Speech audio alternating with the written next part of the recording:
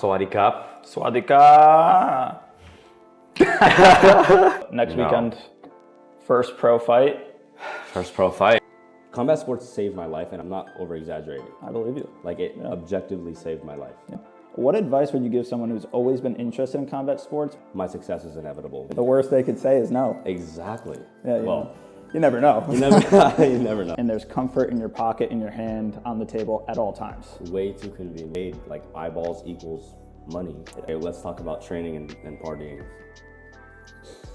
Admittedly, I admittedly went partying. Went hard as fuck. Yeah. Welcome to Naturally Curious. I've always believed that curiosity is the doorway to understanding people, including ourselves. Everyone you meet is carrying something, a dream, a fear, a moment that changed them. And those moments define who we are and what we become.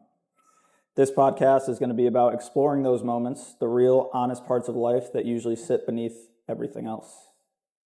Today, we happen to be in Thailand, Phuket. You and I have been living together for a little while now in an Airbnb. John Fernando, why don't you go ahead and introduce yourself? I love the intro, by the way. Thank you, brother. Great intro. You like that? I got to get a little bit better of a flow, but first episode. The message is learning there. how to get, Yeah. Who am I right now? In this very moment today, sitting at this table, what would you say right now I am? Fighter, aspiring content creator. I would say I'm already on the entrepreneur route. For sure. Business owner. Yep. It has a little bit of a negative stigma to it, but an influencer, kind of. So that's me. You said aspiring a couple times. Right. And I think that's one way of putting it. But you're doing the thing, right? You're a traveler, you're a fighter, you are a content creator. You do those things, so that is what you are. You're not aspiring, you're that already. Yeah. But on our scale and what we've compared it to, right, is 100,000 followers creating content. Exactly. And we kind of touched on this earlier. Yeah. Is that you kind of have to step into whatever it is, whether that's entrepreneur, whether that's content creator, whether that's, fucking professional baseball player, whatever it is. Yeah. Like, you kind of have to be that before you are. And so that's what I'm trying to do right now, is step into, I am that guy with 250,000 followers on Instagram. And so while I do say aspiring, in my day-to-day, I try to already envision myself and act as the person that's already, not at the end goal, but kind of further along the journey than I am currently. You're starting Muay Thai. A week ago, you didn't really do Muay Thai. You're now in the sport, and so you've reached a point. I forget exactly what the concept is there, but it's like you step into it after not having ever done it, and you don't know what you don't know. Like, I just got into guitar, and the more that I'm learning, and I'm reaching more and more of a point of, I don't even know what I don't know about playing guitar. Yeah, you're at a point where you're doing the sport and you're seeing, like, fuck. There's so many levels to this. I don't know what I don't even know, right? Yeah. So it's kind of like that. It's like, as I'm progressing, we'll talk in terms of the content. As I progress through this, there's like posting strategies, there's hooks, there's CTAs, there's certain ways to, the transitions. We were talking about it earlier, sound engineering, how to, like, ideation, right? And especially if you want to, which is where we want to go, is making money online. There's so many, like, what is your sales funnel? Like, how do you, so there's so much that I'm learning, like, by the day, especially being here, where surrounded by people who have similar goals, who have similar aspirations. There's, you're learning so much about everything. For sure. Yeah. Well said. One more question on that topic, and then we'll move on. Was there a goal when you first started Instagram? I don't know how old you were. But for me, right, I started in middle school probably, and it was a social connection thing. And then as I got into the fitness industry, and then where I am now, it's online coaching. The approach is the more followers, the more outreach, all that. But for you, was there ever I need to hit 5,000, I need to hit 10,000? There was never a number in mind. I think the initial goal was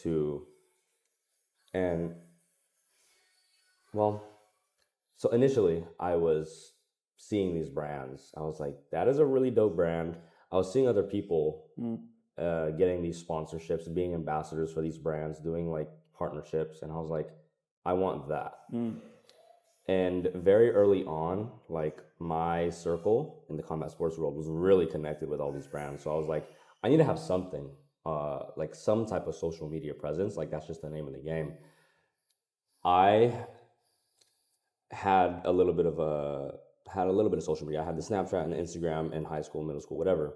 Deleted it, and I started Muay Thai a week before my 18th birthday, and then I hopped back onto social media for the sole reason of like gear, right? Like I wanted free gear. That was like the motivator there. Yeah. And so I was like, I need a social media presence. As much as I dislike the social media part, it's part of the game, right? Like I know so many really good fighters, 2,000 followers on Instagram, not getting any deals, not getting any exposure, so they're not getting paid. Like eyeballs equals money, right? So I knew that from an early point in my career. And so that was kind of like the main motivator is like, I want sponsorships. And the one brand that I had my eyes on, I'm working with them now. How did that feel? Brother, Getting surreal. that first brand deal. Surreal.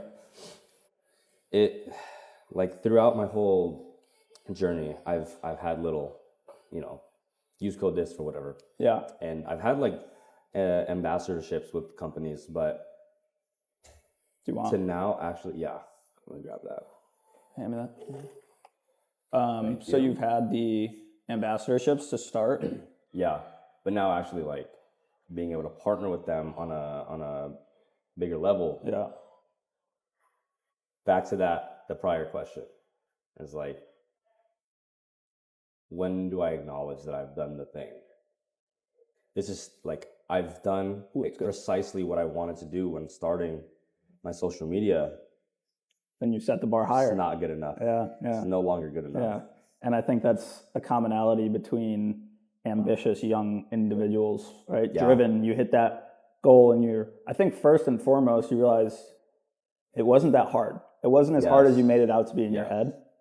And then it's, well, what can I do next? And similarly, you probably look up to these people when you're a little younger, when you're first starting, you're 18, you're following fighters on Instagram and they're getting these deals and they're promoting stuff, right? And similar thing, right? I don't have the biggest following, but you get these opportunities to do some UGC, some brand work, to get paid to post on social media, and you're like, wait, like it's this simple? Like this is, you know what I mean? I put so much effort into my craft here, and it's being acknowledged here. Yeah. Right? So before we move on to whatever it is that we're moving on to, on this point, it's not as hard as, you kind of made it out to be. One of the biggest things, and I think my mentor taught me this, one of the biggest things that has opened up opportunities, including the one that I'm talking about now, where I'm working with the brand that I've, since day one, have wanted to work with, is to just fucking like ask. Because most times, brother, especially us, we're not unlikable people, right? Like most times people will say yes. And if they don't, if they say no, or if they don't respond, you're in the same exact position that you were prior. So it's like there's no losing in that scenario. So many times I've asked, hey, look at my social media, whatever it is. Like I don't have the biggest following, but I love your gear.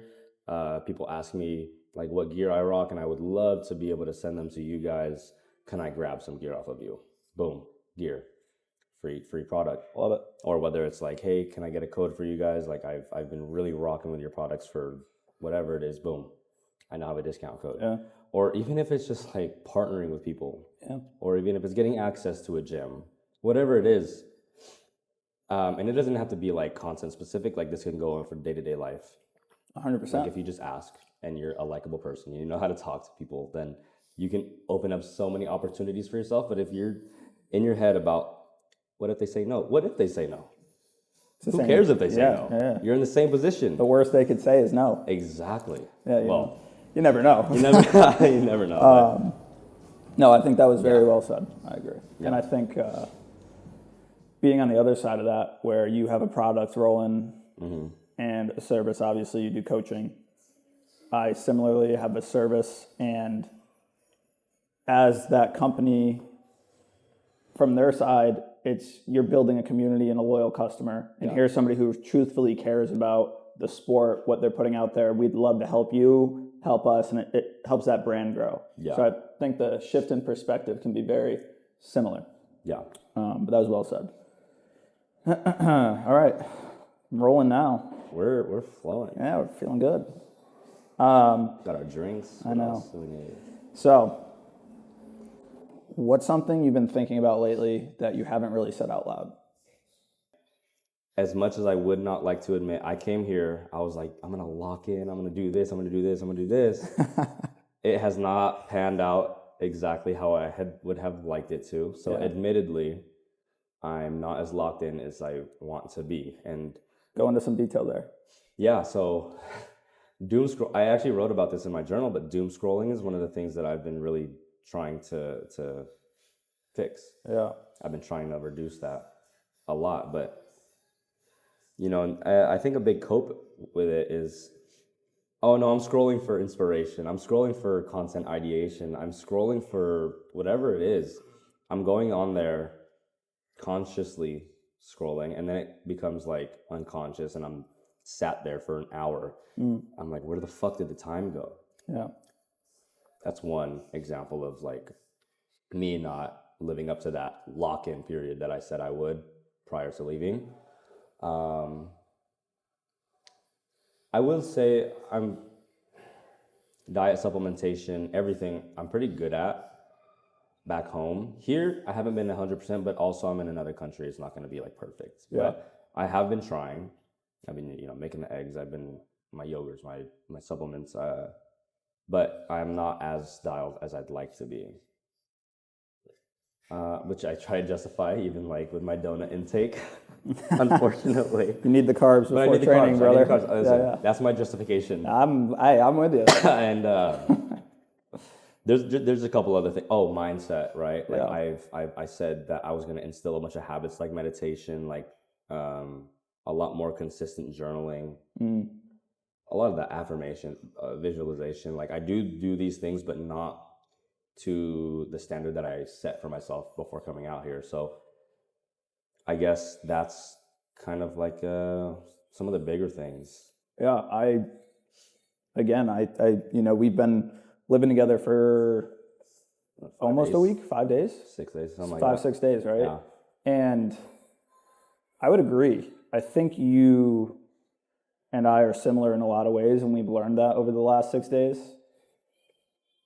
But on the other end of it, the first thing I'll go into, because you said the doom scrolling, right? And I think it's so easy to go into and on our phones when we're traveling and we're alone in this foreign land, because I could go on my Instagram and I know exactly whose story I'll see. I know what my algorithm's going to show me. Yeah. So there's comfort there. Yeah. Right? Compared to if we go outside and we come to a coffee shop and make a new friend.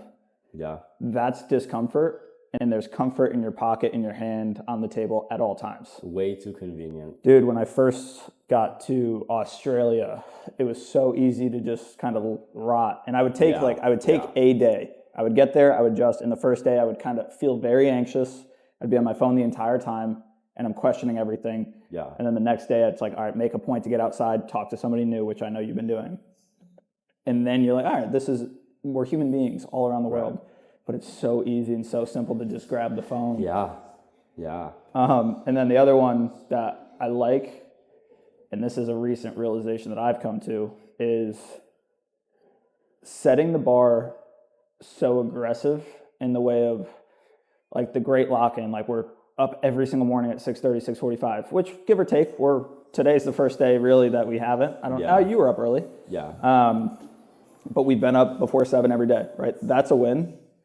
And just because we're not 7 a.m. wake up, journal, read, go, like we're still very disciplined within this realm. And that process is actually the action of getting us to where we want to be. Yeah. Because if you're so strict with it, just for the sake of being strict, because you set that bar, and that's something I honestly realized when I was tripping mushrooms in Bali, is like, I'm waiting for that moment or the trip to happen, and then all of a sudden, like I'm on the couch and I'm like, wait, this was the experience. Like that was the moment. Yeah. Right. So at the end of this trip, even looking back at this week, to me, it's when we sit down in the morning and talk for 30 minutes, that's probably more beneficial than being alone and journaling for 30 minutes. Right. Right? Like, it's so much more of a net positive. Yeah.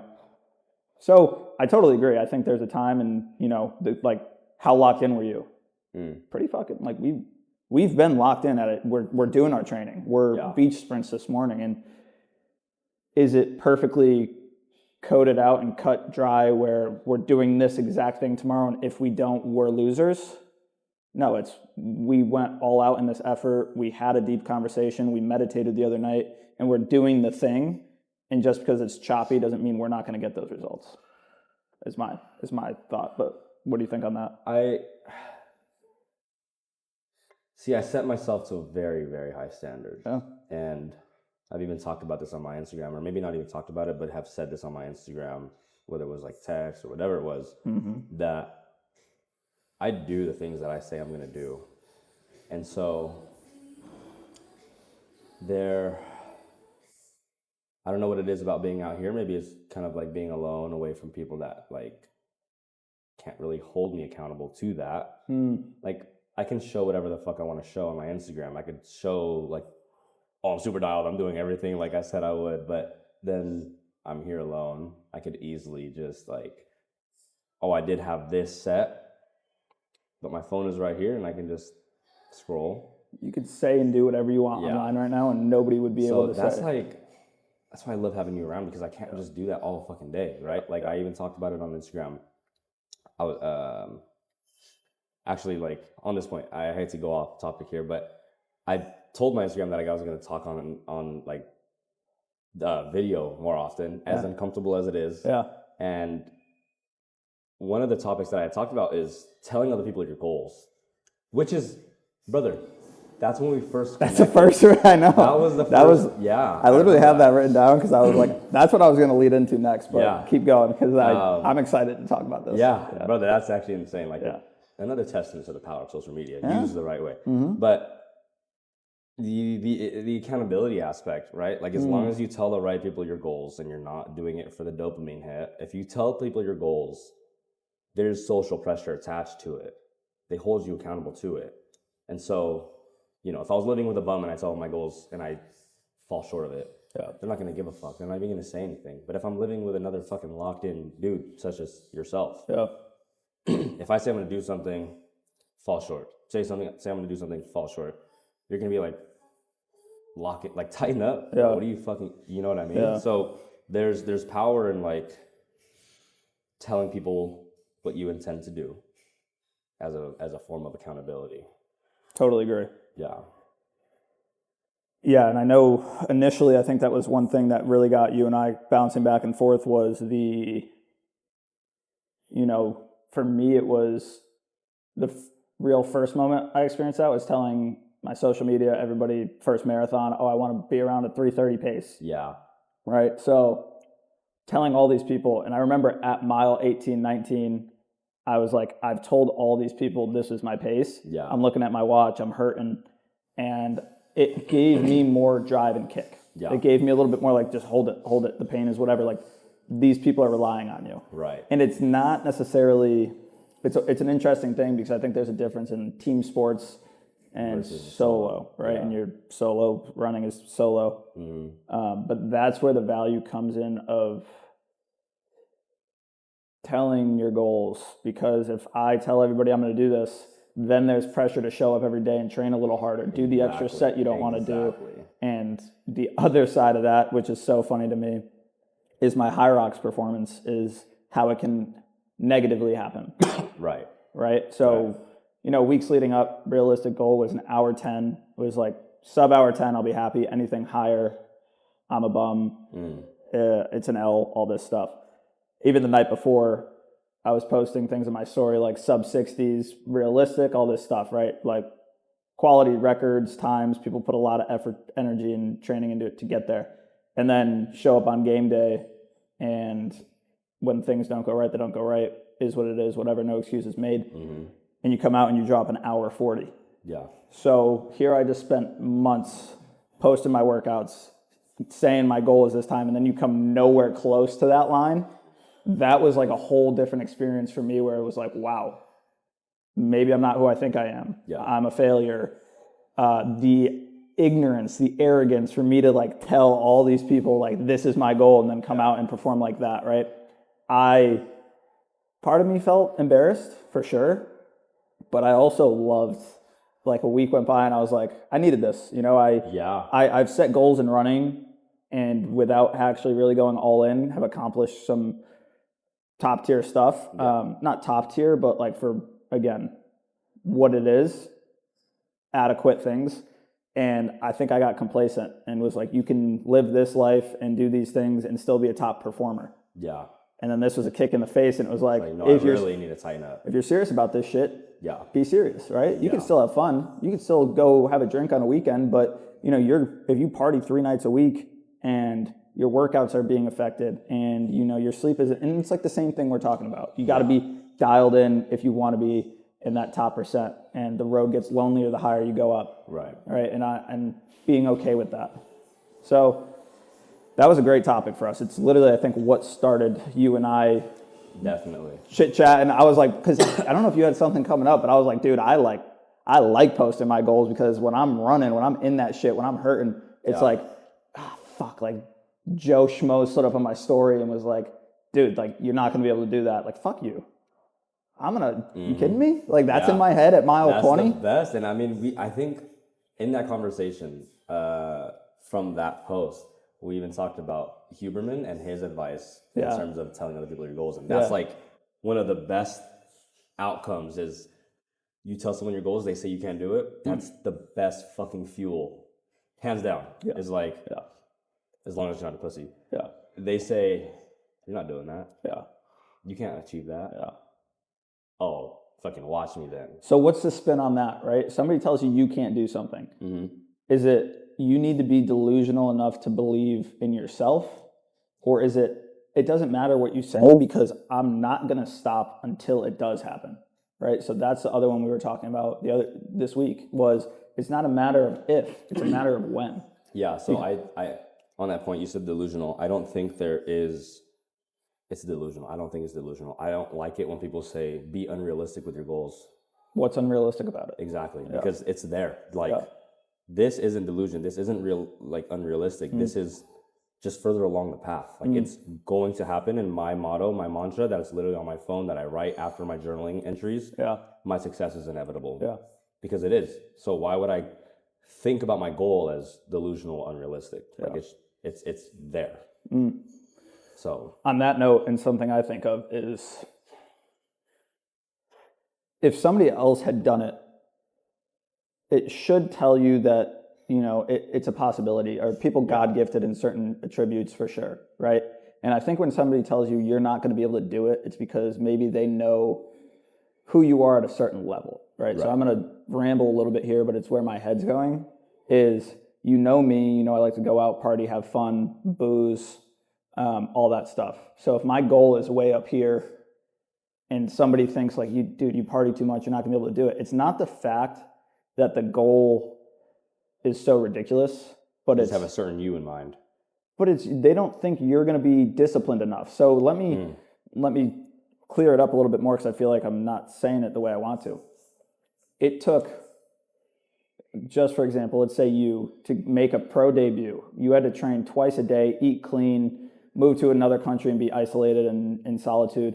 I'm not saying you needed all this, but all these things are stacking in your ledger to make you a better performer. Right. So are you capable of doing these things to get that goal? And I think when people say to you, it's unrealistic, it's not the goal. It's you. What's unrealistic is you doing all these things to get it, right? And then once you lay it out as, well, I'm a beginner in Muay Thai right now. If I train twice a day for the next year, I'm going to be way better in the year than I would have been when I started. Yeah. No doubt about it.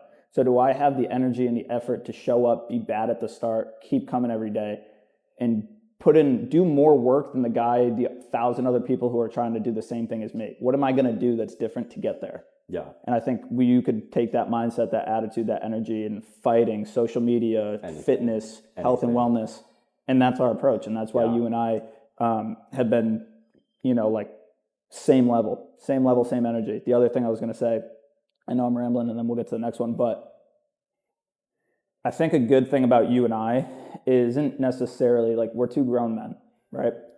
You're not going to hold my hand. I'm not going to hold yours. This morning, you got up, you did your thing. And for me, it's like, fuck, like he got up and still did his shit. Like that's all the motivation I need. I don't need you to knock on my door and be like, hey, like, you know what I mean? Because that's like, that is one thing. And I agree with it. And like, yeah, there's that bit of accountability. But the type of person I am and the type of person you are is 6:30, alarm goes off. You're up and at it. You're doing your thing, and I can hear you getting ready. I'm like, all right, I got to get up. Like that's all I need is I know it's the he's competition. Doing it. Exactly. Yeah. That's all it is, right? And it's he's doing it, I'm doing it, right? If you laid in bed, I'd be like, maybe it's that, man. That whole thing. It's the old adage: hang out with 5 smokers. Dude, we'll go a little more into this at some point, but the traveling and who I've surrounded myself with make it so predominant how badly I need to be around like-minded people. Yeah, need to be high energy people who are like, brother, it's going to carry you. Like, I think it's the number one thing is who you surround yourself with. 1,000%, brother. Of everything. I'll be with my buddies who you met some of them, but I'll be with them. Yeah, they party hard, but they are workhorses. And being, even in like a party environment, being with them for 30 minutes because of the people that they are, being with them for 30 minutes and having like a deep conversation, perspective shifts like no other. And that's 30 minutes with them. Think about you don't spend your time with bums and you just continue to surround yourself with people that are like this, brother. Like exponential change in mindset, in financial success, and really anything. Yeah. As long as you surround yourself with the right people, brother, success is inevitable. And that's huge. And that's one of the biggest things about this trip is it's like there's so many different people out here.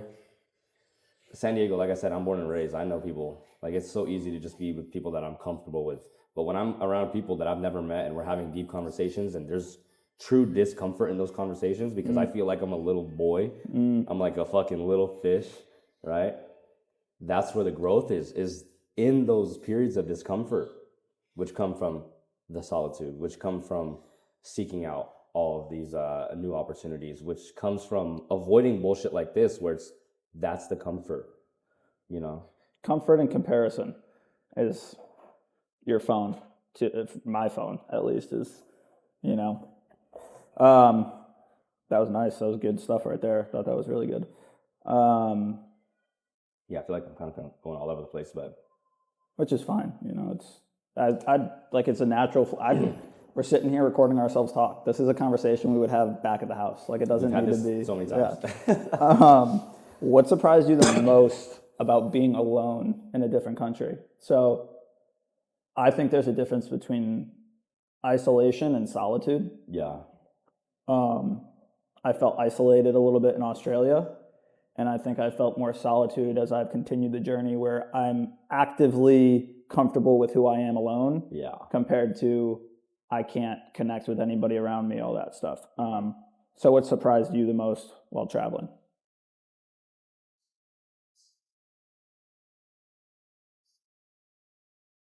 Okay, so I knew this previously, but I am decently good at networking.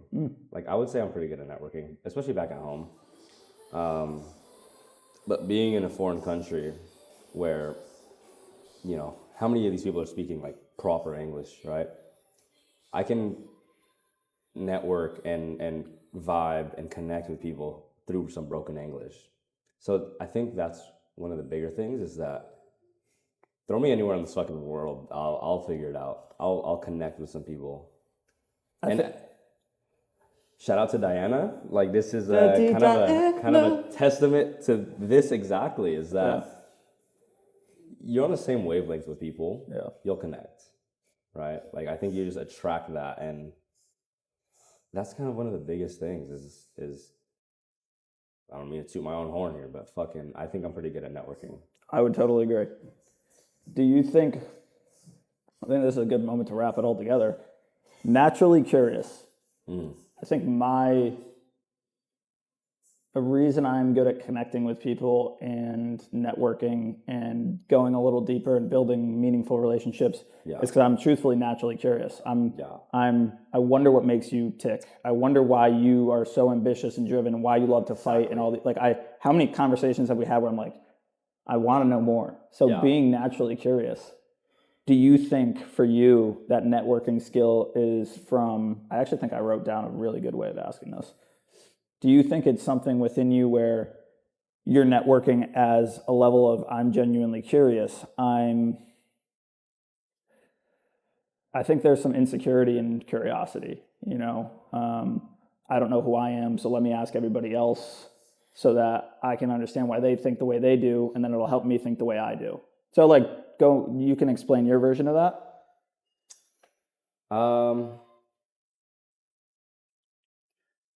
It's a good question. I am genuinely curious about a lot of people. Like I said, I'm not very well traveled.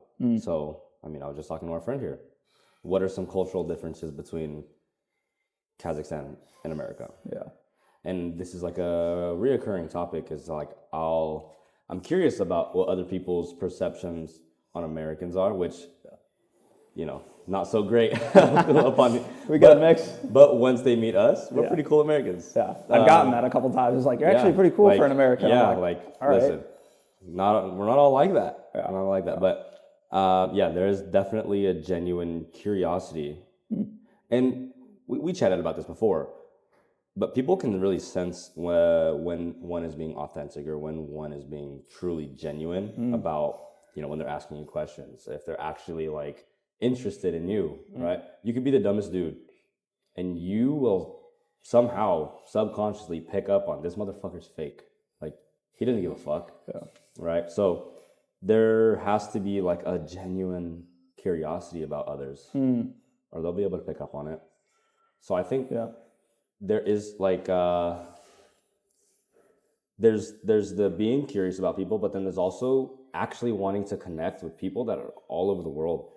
Like, I want to be friends with this motherfucker from Denmark. I want to be friends with these Kiwis. I want to be friends with, you know, like I want a connection with people worldwide. So yeah, I mean, maybe the curiosity comes from that too. Is like, I want to be friends with you, and I also want to know about you. And once you find something you can connect on, you are from this part of the world, I'm from this part of the world, but we've had the same dating experience, for example. Then all of a sudden, all the noise you've heard about people from here goes away because you've experienced what I've experienced. You have a similarity. And then you realize we're all human after all, right? So that's another big thing, I think. Yeah, actually, on that point, me and you, Exhibit A, right? Like, that's how we connected through Instagram. Another testament to social media is you can connect with so many people worldwide without having to go traveling, right? You can do it all through here. And that's how we connected initially, is that it was just a concept of like telling people your goals. But even more than that, you shoot a DM, right? To someone that you want to collab with or whatever it is, a company you want to work with. If you have, this is a resume, right? If you have on your profile, that kind of just outlines or showcases your values. Like, if you look at our Instagrams, dude, we're driven. Like, you can tell we're driven. You can tell we're hardworking. You can kind of get a sense of values there, right? And that's what people love is, you know, I'll look at your Instagram. Look at this motherfucker. He works hard as shit. Look at his race times. Look at him working out all the time, right? Look at this community he's built. Look who he surrounds himself with. If I'm the same way and I'm looking at that, I'm like, I want to vibe with this. I want to be in that community. Exactly. I want to connect with this person. For sure. Resume right here. Another testament to social media. As long as it's used right, this is such a tool, such a powerful tool. That's a whole nother one in itself where I believe I heard this stat the other day of the average 20-year-old, whatever, has about 7 to 8 hours of screen time per day. Right. And you're sleeping about 8 hours a day. So majority around 60% of your time is spent in this either unconscious or this digital world. Right? So is reality what we're living in, or is reality digital? and honestly for us, where we've done so much recording these last couple of days, we've done so much scrolling, whether it's doom scrolling or connecting, right? In the mornings for us, and then for the evenings, our friends are waking up and going to work, or getting ready for bed. So that's our time to, how's everything going, right? Catch up with family and friends. So we spend a lot of time in this digital world. And I think that's a whole nother thought in itself is reality the way you perceive yourself when you go out and go to a coffee shop and talk to one person who might not be on their phone? Or is it when you go out and there's 10 people in the room, but they're all on their phone? And hey, if you look at my Instagram, you'll know exactly who I am right now. I don't even have to sit here and tell you who I like to run, I like to lift. I don't need a resume because go look at my Instagram. Oh, you're a good runner. Oh, you're a shit runner. Oh, you're a shit fighter. You're a great fighter. Like you've won. Everything's right there. So as great as a tool it can be, it helped. Jesus, I question reality with it. Am I living in this world or that world? My brother does a great job. He deletes Instagram during the week. That's awesome. He's disconnected, so he'd be a good person to ask about that. Okay. It makes sense. What have been some emotions you've been dealing with as you're getting closer to making your pro debut? I don't even think we really touched on that yet. But next weekend, first pro fight. First pro fight. Some emotions. I know we're positive thinkers, positive energy, all the good stuff. So go into whatever, what's your headspace been like?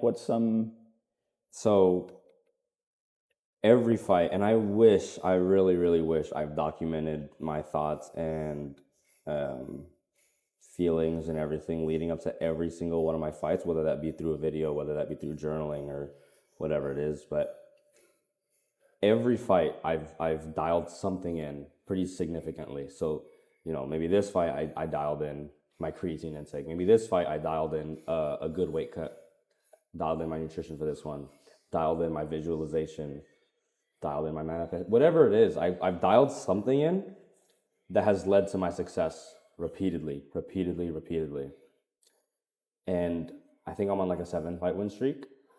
Hell yeah. This fight, brother, I feel amazing. Like, I feel like the accumulation of all of these things that I've, I guess, locked in on, it's all paying off.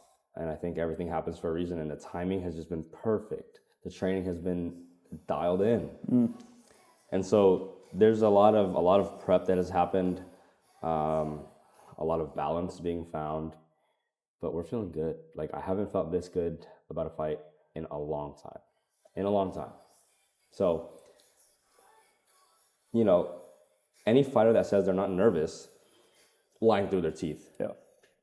Highest level. Honestly, you might even be getting more nervous as you progress in your career because the stakes are higher, right? People are more dangerous. Everything. So, more people are watching too. Exactly. Yeah. The stakes are definitely higher. Yeah. So, I wouldn't say I'm not nervous, but I'm definitely getting a little bit more comfortable dealing with that nervousness. Yeah. Dealing with what are some things anxiety. You do for that specific, dealing with those butterflies, dealing with the, let's say, excitement, right? Yeah. What are some night before? My coach told me one time, you're there, you're about to walk out. If you shorted yourself on any of the training during the fight camp, right then when you're about to walk out is when you're going to be like, fuck, did I run enough? Fuck, I skipped Friday. I skipped that one day. Yeah. Fuck. Yeah. And so to remove the doubt, I train the fucking doubt away, right? Yeah. I'll go through camp and do everything that I know that I could do. So I'm training the doubt away. I'm thinking in my head, nah, I put in the work.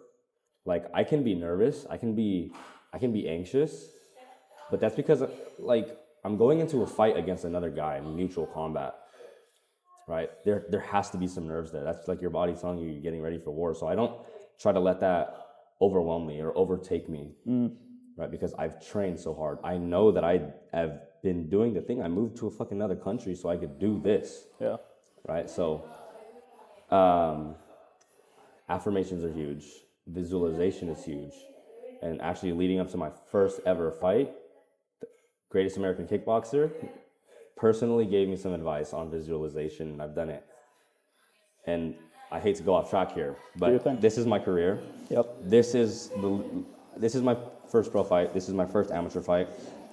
I did So I was taught the concept of visualization from this guy leading up to my first fight. I did it for a good amount of my fights. And I was like, no, I'm doing the fucking thing. This is all me. Stop doing the visualization so much. Lost. Won, lost.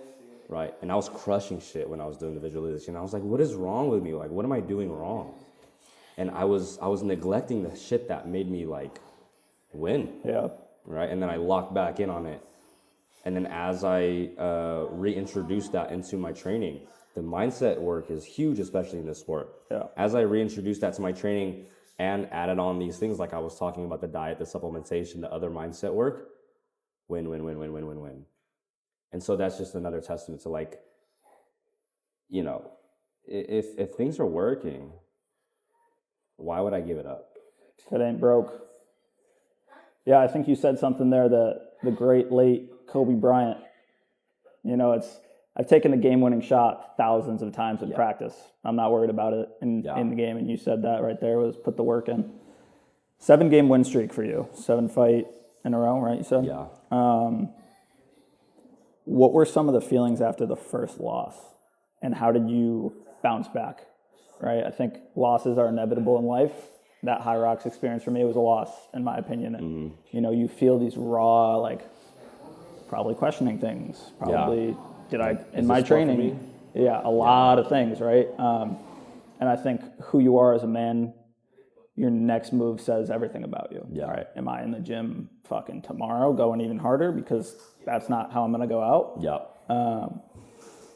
What were some feelings? What was going through your head? And what was the next steps? I got hungrier. Yeah. I didn't let a loss define me. One of my, I wouldn't say worst losses, but one that affected me the most, I lost to this guy. We had a little bit of beef leading up to the fight. That was one of the only fights that I was like, man, fuck this guy. I'm not even nervous about this shit. Like, I'm going to wreck him. I'm going to knock him out in the first. Angry? Fighting emotionally. That's all I'm going to ask. Yeah. Yeah. Is not conducive to a good performance. But is there a noticeable difference when you're emotional in the ring versus composed? 100%. I've had 2 fights where I fought emotionally. Like, you can fight with emotion. You can fight with like... As a tool. Yeah. But if you fight emotionally, that's different. And it's hard to kind of like create a distinction between the two. But like fighting emotionally is like, I'm just going out there, I'm going crazy. I'm angry. Fighting with emotion is like, you can be calm. Say you're fighting for your family. That doesn't mean you go out there and you're just swinging and, you know. Yeah. So there's fighting emotionally, and then there's also fighting with emotion.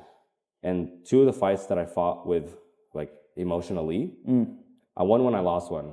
Both shit performances. But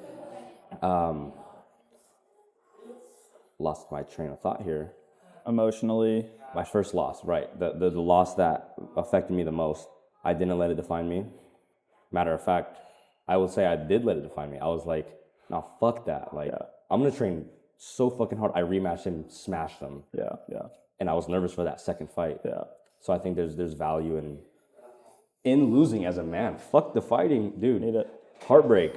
One of the best fuels as a man. Go down this rabbit hole. Yeah, this is a whole other episode here. But yeah, there's definitely value in taking losses as a man, because if you're not taking losses, then that means you're not taking risks or you're not taking chances. Agreed. Because L's only come when you take the risks, when you take the chances. Yeah. So being a guy, if you're not losing, you ain't doing it right. I totally agree. I think that's a good point to make, where if I set the bar all the way up here, unrealistic, again, I know we don't like that, but if I set the bar way up here and it's very low probability that I'm going to get there. Yeah. And I fall short, I'm way higher than if I set the bar realistically and I achieve it. I'm above that. So taking risks, and I think, I mean, we're doing a lot of things where we're setting these bars higher and higher. And, you know, it doesn't matter what everybody else says, because I know I'm going to show up and keep trying. I love that attitude with the loss, coming back hungrier, all that stuff. Which is why I think a lot of guys should fight.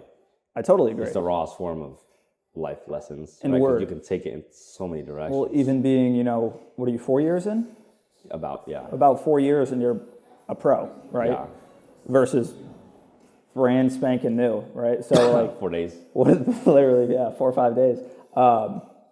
What are, you think, some key, we've already gone in and out of these, but what are some key things that fighting has taught you as a 4-year pro? Ooh, and then I could say, what has a week of training taught me? I would say easily one of the biggest things that has, and which is why I think fighters are so, once they're done with their careers, they make the best entrepreneurs, is hands down because they're taught such delayed gratification.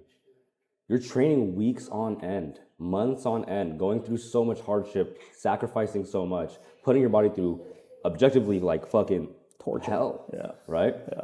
And when you do that for one day, for not even a full day, right? Like fucking 6 minutes, and you take that win or you take that L. Talk about delayed gratification. You get nothing from, you're getting nothing. Yeah. Literally. Yeah. And especially in the sport of Muay Thai, I don't do this for the money. I don't think a lot of us do this for the money. It's a sport purely out of passion. So you're doing all of this for this, and then what?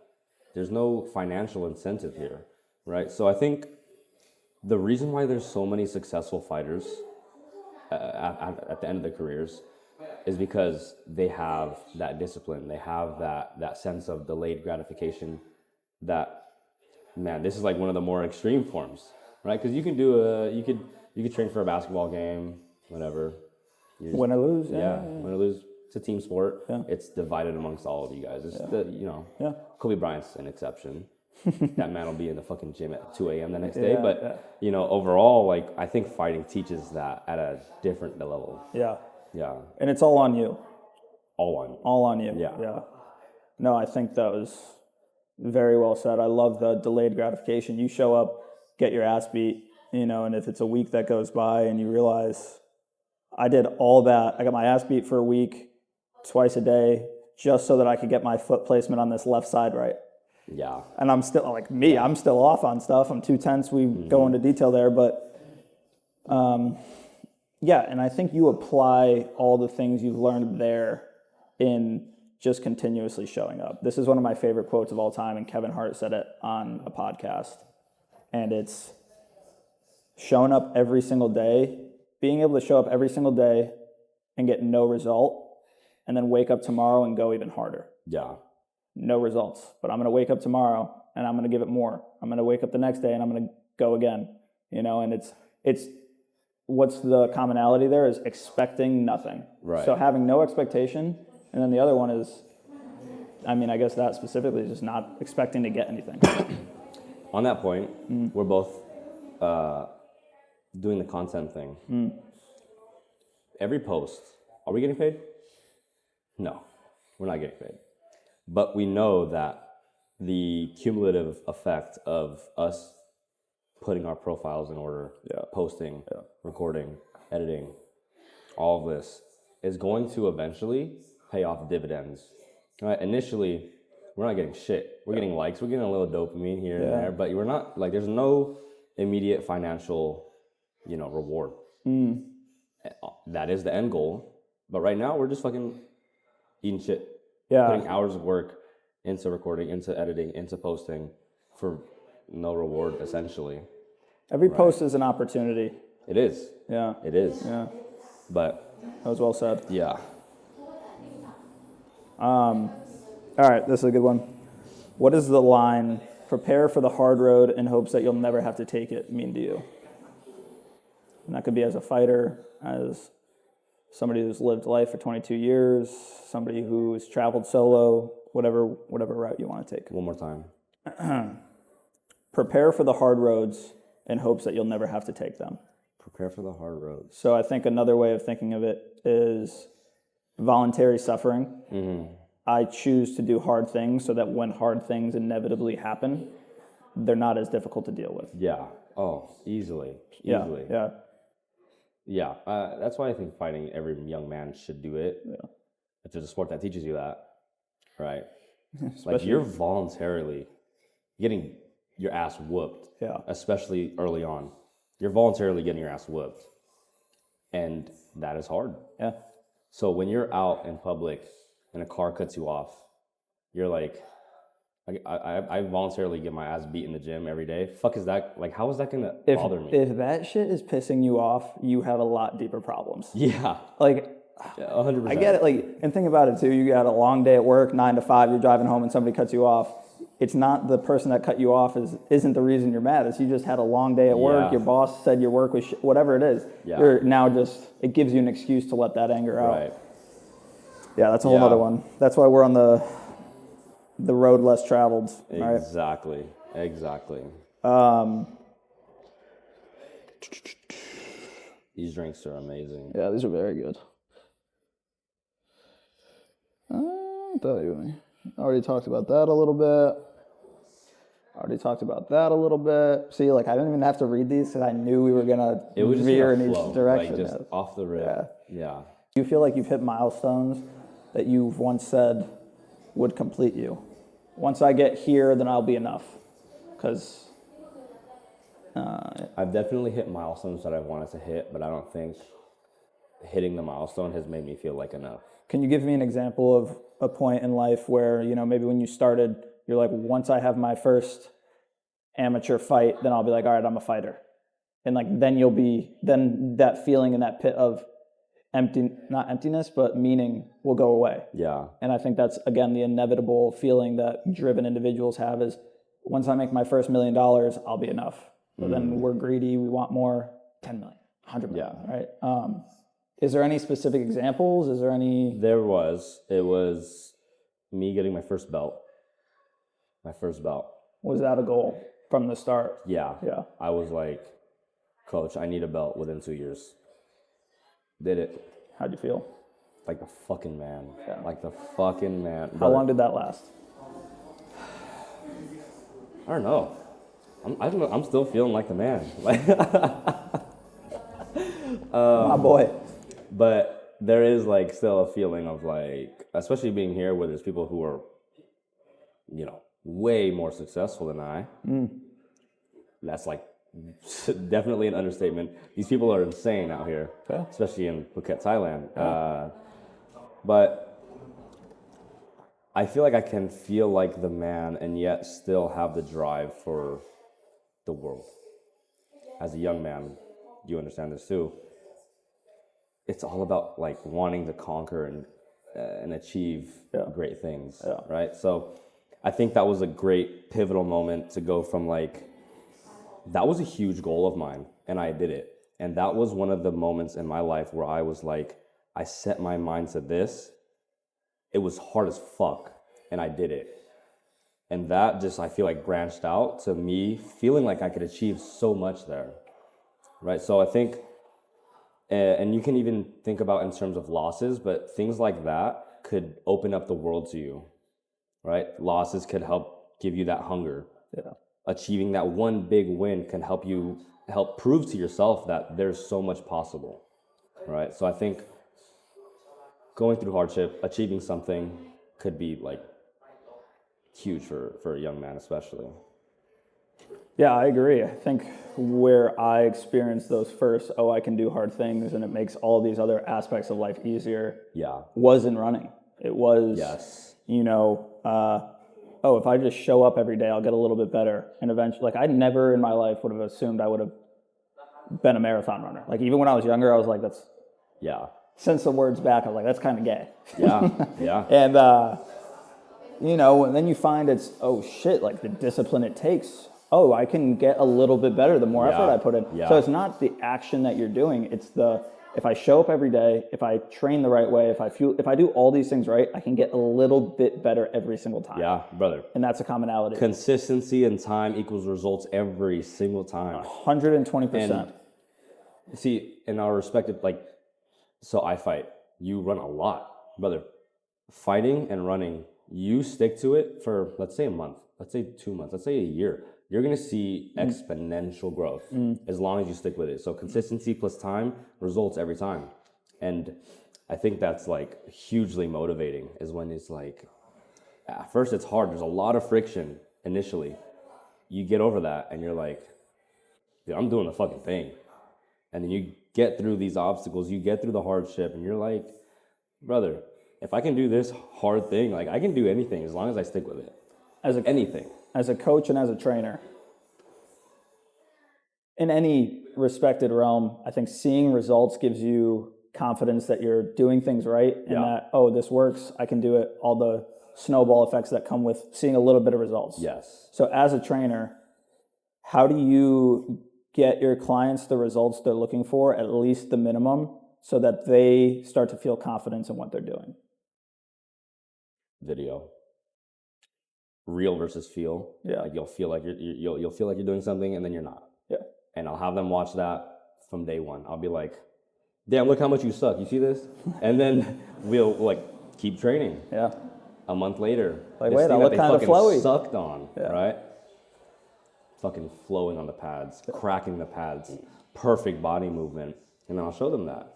Brother, this is you within a month of just consistent training. And then another month will pass. More growth, right? And so you just keep showing the results. You keep experiencing the growth. And you can see it. Like tangible results, like running, for example.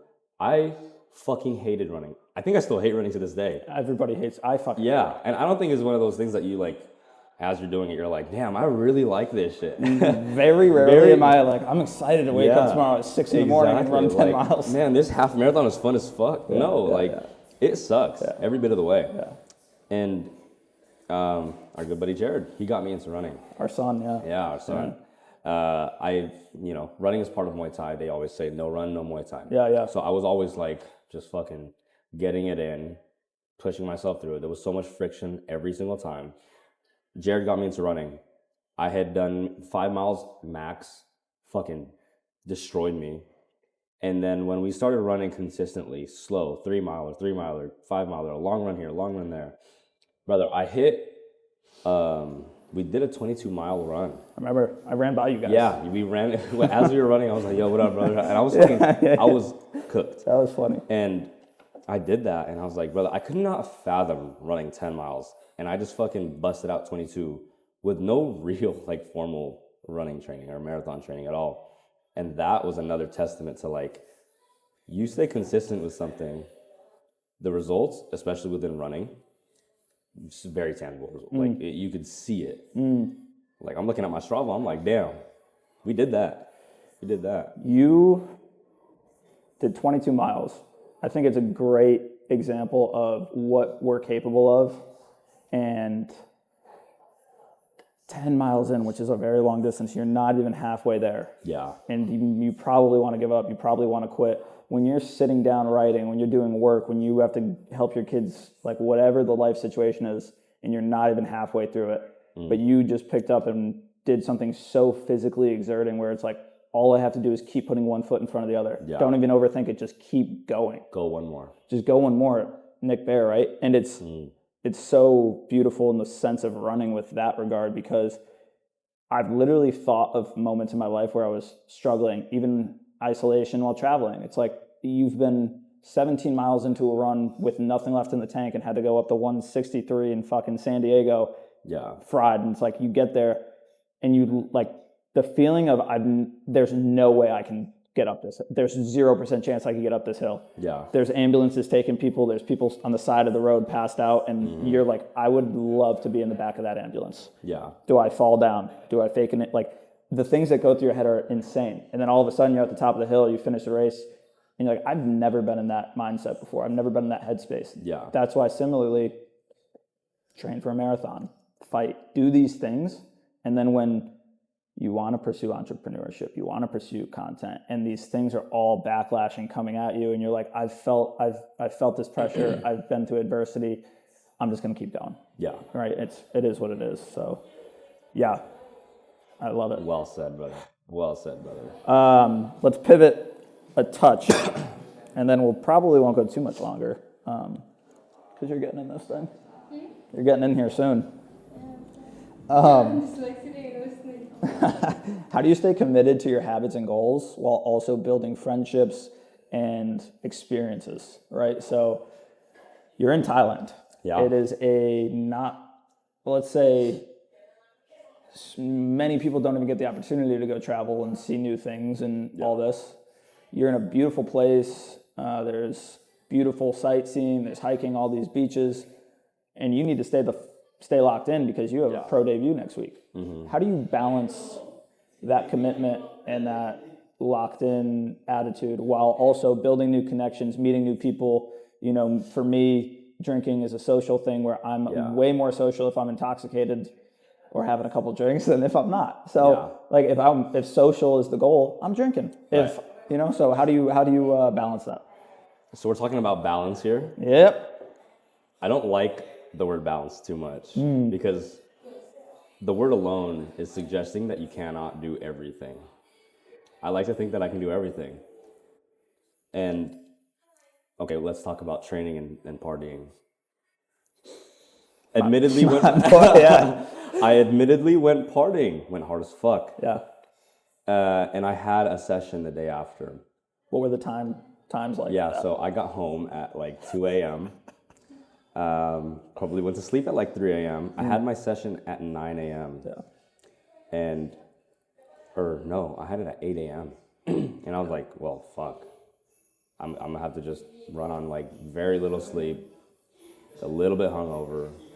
And we did the thing, and that was one of the best sessions of my life after the fact. Like, obviously, I was feeling like shit during the session, which, but I pushed through, had a decent session. Like, it wasn't like optimal performance session, but I made it, I showed up, and after I was like, damn, I just did that shit. After everything that I did last night, I did that shit. So, you know, I think, I don't think there's any value in like, oh, I can't do it all. Because if I feel like I can do it all, then I can do it all. Yeah. Right? If I, like, say fucking Rampage Jackson walks in the building, wants to pick a fight with me, what value is there in saying, like, damn, I can't beat him up? Because if I'm inevitably going to engage in combat with this man, who's probably going to beat my ass. Yeah. But if I'm like, nah, I can't beat him up, like, what value does that? Yeah, and his resume is already built, and like he's won the fight before it already even started because of his resume. Exactly. Yeah. So I don't like. Yes, there are times when it's like, yeah, you can't balance everything in the world, but if I feel like I can do everything, then that's going to give me like the juice to be able to be like, okay, I can network here, boom, get that done. I can develop a relationship here, get that done. I can go training right away. I can fuel up after and then boom, do this. So being here in Thailand, like I'm trying to do it all, essentially. Like, yes, the one constant is training. Like that's the one thing that's like core of all of it. But I think that I can squeeze in a lot of other things while still maintaining like a decently optimal training regimen. What would you say to people who, some old heads out there who would look at you and say, you're 22 years old, of course you could go out till 3 a.m. and then wake up at 8 a.m. for training? Listen, brother. I hate that shit so much. It's because, like, dude, there's so many 22-year-olds that I know that will get fucked up and then they'll be hungover the next day. It's like, that's not an excuse. If I'm partying, brother, best believe, along with this shot of tequila, there's going to be a water with electrolytes or a coconut here because I know that I have to train the next day. I think that's it right there. Yeah, right? And it's like proper planning prevents poor results. And like I'll get home, and because of my knowledge of diet, supplementation, everything, like I'll take these certain supplements, like, you know, creatine. You take a high dose the day following sleep deprivation. It'll help stave off a lot of that, the negative effects of it. Foggy brain. Exactly. There's like so many small things where it's like, yeah, you can fuck off and have a good time, but like there still has to be an air of locked in, you know? Yeah, I think you hit it on the head, right? I'm 26, so I've started experiencing the hangovers in life, but I think the perfect way of saying it is when you are out having a good time, do what you can to know that you'll still be up in the morning for that workout. Right. So that's the difference, right? Yeah. Is maybe my limit as I'm a couple years older is I'm going home at 1 because if I stay out till 2, I know I'm not getting up. Yeah. So go home at 1. That's still a good time. It's still like having an standard for yourself. Yeah, and that's right. And I think that's the difference as you, right? And then I agree with you 100% though. I hate the, oh my God, like, or, you know, I remember when I was in my 20s, it's like you haven't moved you sit in a desk, you don't Yeah. work, like you haven't done anything. Yeah. But the people who have moved and are healthy and do have enough muscle, It's because they're young. They're the exception. Well, I'm Yeah. talking about people who are the same age as them. Oh, it's like, yeah. It's like, well, he does. And No, he put in the fucking work. social standards. Yeah. 100%. Yeah, I like that. Same topic. How do you, when it is coming along with the friendships and the experiences, how do you find, I'll say it, I guess, in a way that I know you're going to answer, but building friendships, building connections, especially while traveling, what is that like while training? What are your focuses? What are the type of people, I want to be around people with positive energy who are going to bring up my goals. If you and I were living together and every single day you took out your camera and I'm like, what the fuck are you recording that for, you loser? Yeah. That's draining, dude. Like you can't 100%. be around that shit. Yeah. If you want to pursue, if you want to keep going, right? So it's the guys in Bali just were so on key with positive energy, keep the people around you positive. So why don't you go into that a little bit for you? So I've met a lot of people here. I've met people that are locked in. I've met people here solely to party. Right? Yeah. Now I could direct my energy towards these people who want to party. Why would I do that though? That's not who I align with. There are people who are just here to fight. Right? There are people here on business. Right? So it's all about like diverting your energy towards people that align with who you are in terms of values, in terms of work ethic. And so I think prioritizing those relationships and tending to those is one of the most important things. And okay, let's talk about this group, fighters, but they're also like once in a while to go out. They don't go out at all. These guys don't go out at all, just for the sake of this conversation. Yeah. But again, we're in a foreign land. You got to go experience and live a little. Right. So what's the differentiation between your relationship with these guys? What's that view for you? Like, these guys are locked in. I don't go out. Maybe they're a little older, so they got that all out of their system, however you want to look at it. But again, we're 20 years old. Like, the world, I think we would regret it more at 40 with a family being like, fuck, I should have went out a little more. Yeah.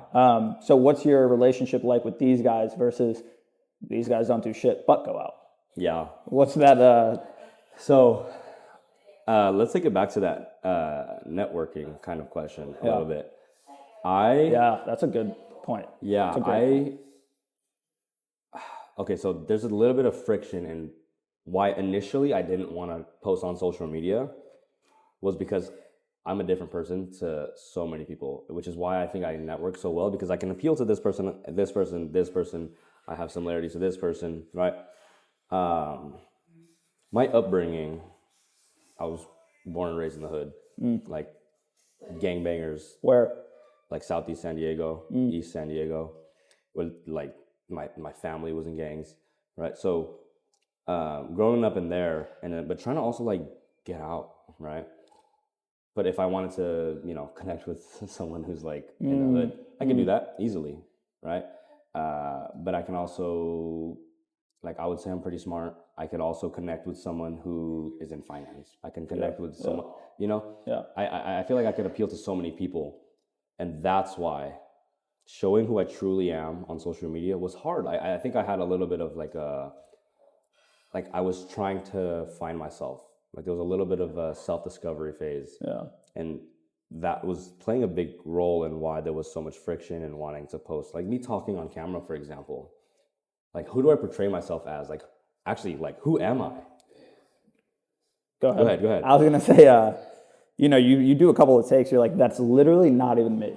The way I'm talking, what I'm doing. Like, subconsciously, I'm trying to appeal to this group of people. Yeah, I'm thinking of 3 people who I'm like, all right, I want them to see it and think of me like this. Yeah, I agree. I think similarly is like that childhood upbringing that has caused hypervigilance for one, like ultra aware of your surroundings. And I've been in situations I don't want to be in. So, what will this curiosity bring me if I'm a good person? And here's an opportunity, and this is a way to get out and grow and explore. I think the negative side I've experienced with that is people pleasing and always agreeing and all these things, which is stuff I'm still continuing to work on. But I think you said it very well and you hit it on the head and it makes sense. There was something else you said that I wanted to tail off, but I don't remember exactly. It was just the networking thing, I think. Taking that to the networking thing, it's like you can appeal to different groups in different ways. Yeah. And so kind of showing your work ethic to these guys who are workhorses, showing your balance to the people who are kind of in the middle, and then showing that, oh, I could party. Yeah. If we're doing that, If need I could be. party. Yeah.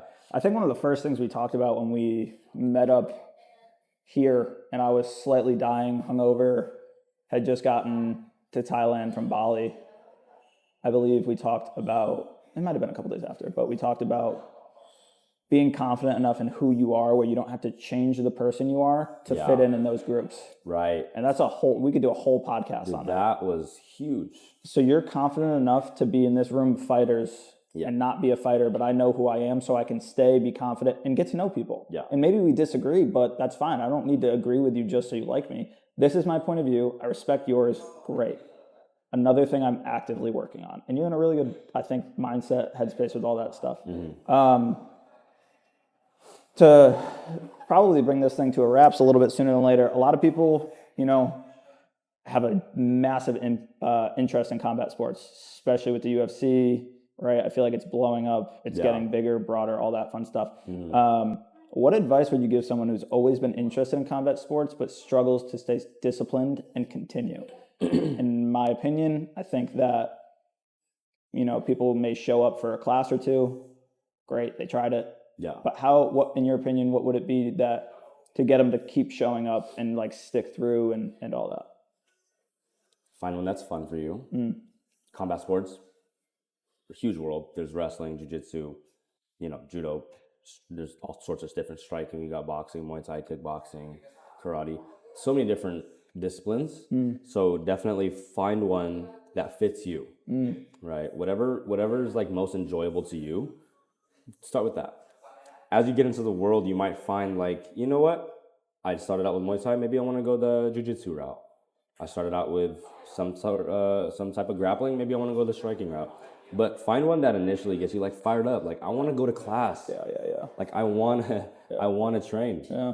But if there's like friction every time you have to go to the gym, that's fitness as a whole. I do the same thing. Like if there's friction, what exercises do you like that are going to get you in the gym? Like whatever's sustainable, do that. Yeah. It could be like not so best bang for your buck in terms of like, like for your physique or for whatever it is. But whatever is sustainable, that's the way to go. Totally right? agree. So that's number one. Find the discipline that draws you in the most. Second, as someone who's trained so many people, as someone who has headed like a little bit of a combat sports program, find people to go with you. Community. That's one of the biggest reasons I've found that people do combat sports is because of the community. And I saw firsthand when my gym went bankrupt, brother, people, they did not give a fuck about the classes. They did not give a fuck that their trainer it was the community that they had built was gone. Yeah. And people were heartbroken. I saw so many tears shed because of the gym closing. And it wasn't because like, oh, I paid a month membership, my money's gone. No, it was because the community was just like gone. Yeah. Right. And that's like one of the biggest things about combat sports is the community building aspect. So number two is find someone to go with you. Yeah. Find a group to go with you. Yeah. Find someone, and we can take it back to the accountability thing. Like tell someone you're going to start a combat sport, tell them to do it with you. And just by them, being there with you or you telling them that you're going to do it, that's going to hold you to a certain standard. There's a little bit of like that social pressure to do the thing. So those are probably like my two biggest things on if they have like a little bit of resistance to starting or continuing. I love it. I think those are the top two, honestly, and the fitness community in general. I think those were very, 100%. Very head on. Yeah. Even here, just starting out, you go through a class with some people and then you talk a little bit after class. Like we just suffered together for an hour. We're all beginners. We all suck. It's like, where are you guys from? Like, what better bonding? Yeah. And now I'm like, oh, all right, they're going to be there. I'll go. Like, exactly. Yeah. We'll go to roll it out on a few more things. When you first started, I'm going to change this a little bit. What's one thing you would tell yourself when you first started with what you know now? So in that first realm of beginning this journey of yours, knowing what you know now, what would you tell you from 4 years ago? Soak it all in. Enjoy every moment of it. because now that I'm at a point where, like let's take it back to that belt, that first belt. Yeah. There was no better feeling. Yeah.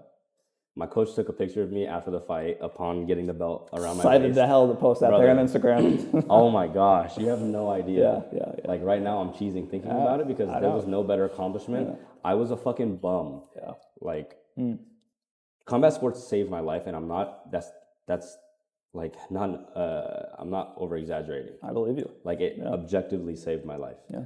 And that was a huge accomplishment. And I wish I had soaked it in a lot more. Yeah. So there's a lot of moments like that where I've met this idol of mine, where I achieved this milestone, or I hit this goal of mine, right? Where it's just enjoy every single part of it. Yeah. That journey, there's so much to it, Yeah. but to just definitely take it all in. I think that's a good one going forward, right? Yeah. This next one is be Exactly. present, be in the moment. Yeah. I love that. I like that a lot. Oh, and then I also said this earlier, but like document everything. Yeah. Like no one wants to document their first class. I don't even want to watch my I don't want to first post class. the shit I'm doing now because I'm like, I look noticeably stiff. I look Exactly. like I don't flow. And I'm like, post it, be vulnerable. Exactly. I have friends like sliding up in the, like some girls will be like, this is cool. Yeah. Some guys will talk shit. Some guys will be like, this is cool. But then like guys who know how to fight will be like, dude, you look like shit. I'm like, I'm fine with that. Right. You know? Right. Last one here. What are you still seeking? And this will take us out. What are you still seeking going forward? Growth in all out. We talked about this in the morning. Yeah. You had goals for before you turn 30. Yeah. And relative to my age, I think a good timeline is goals for me before I turn 25. There were a couple. I think growth in all areas, personal, financial, I guess social media. I guess that kind of ties into financial because that's going to be kind of my vehicle to where I want to go. Yeah. Number one was, I don't know how much I want to put out there, but there's a certain financial goal that I have for 2026. Yeah. There are you don't have to goals that I have for fighting. Yep. And this one I don't care. Like I want that WBC green and gold strap. Hell yeah. That's something that I've wanted. That's something I had on my lock screen for a very long time in my career. So I want the professional WBC international belt. Fuck yeah. That's big. Yeah. That's one of my biggest goals. Third, and we talked about this a little bit, kind of went on a little bit of a tangent on this one. And it sounds a little bit vain, but become as attractive as I can. There is such a thing as pretty privilege. And, you know, I'm not too afraid to say that. Like, I think it's opened a lot of doors. If I was like ugly, if I was out of shape, motherfuckers would not give me the opportunities that I'm getting right now. Like, so in all fields, like in all fields, you know, personality, looks, Right. I think that's a great, So many might not admit it, Yeah. but I'm sure that's up there on a lot of people's lists. Everybody wants to be as attractive as possible. Oh yeah. Unless you've been in a committed relationship for 20 years and you know. Yep. But as a single young male, As a single young male, come on. I think that's a good goal to have. John, brother, I think that was great. That was awesome. I'll see you at the house. Awesome. Hell yeah.